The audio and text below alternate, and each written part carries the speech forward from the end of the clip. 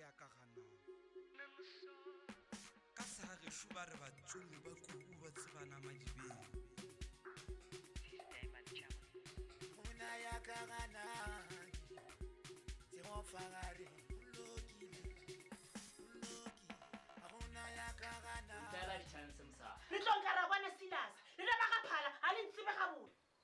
e ka ba dikgomo dipushi dikoloi tse ka mogolo ona motso go go rera mogolago go nyako le tsela le fale tata go lena di shetse go lona ba bina nko ba gešo ba ka se dumele mo bula ke ite golo o bone ke le kwa ke ite nyane a budi ke ite le nyane o bule golo nna tsarakana o bona le gaitse dia ke khuna di mmolela thotho tsa gagwe eng le nkwa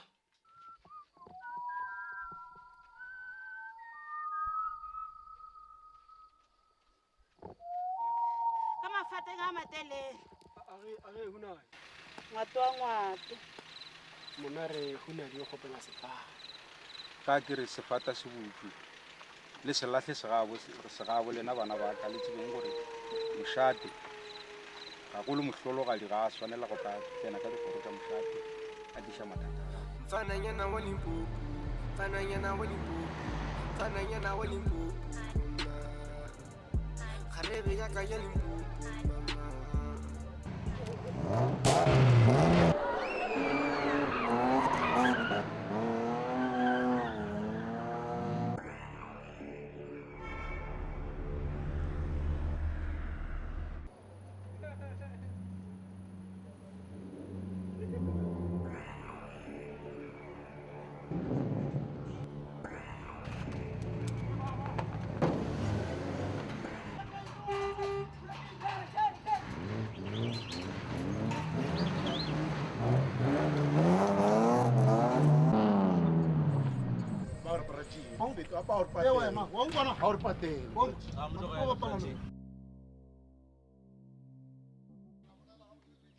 no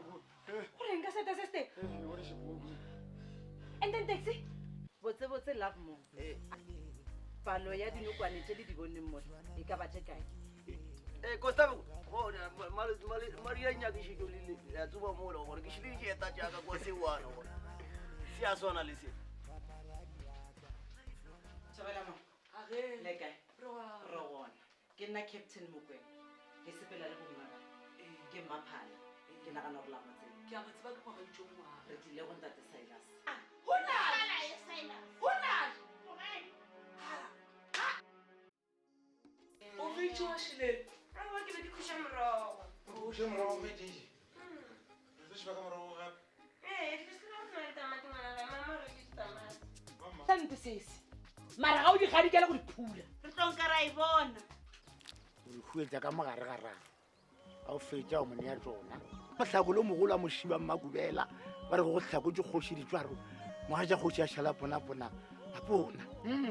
ke nyako moria bobobe ke nyako mo foufatsa foufala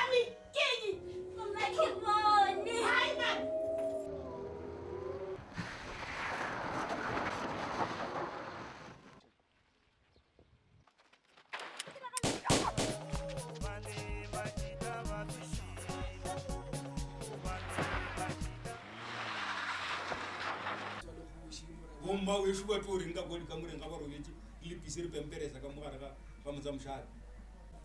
go nyatša kgoši ko go tlhoa wato le poša ka ganong le nna ka fa direso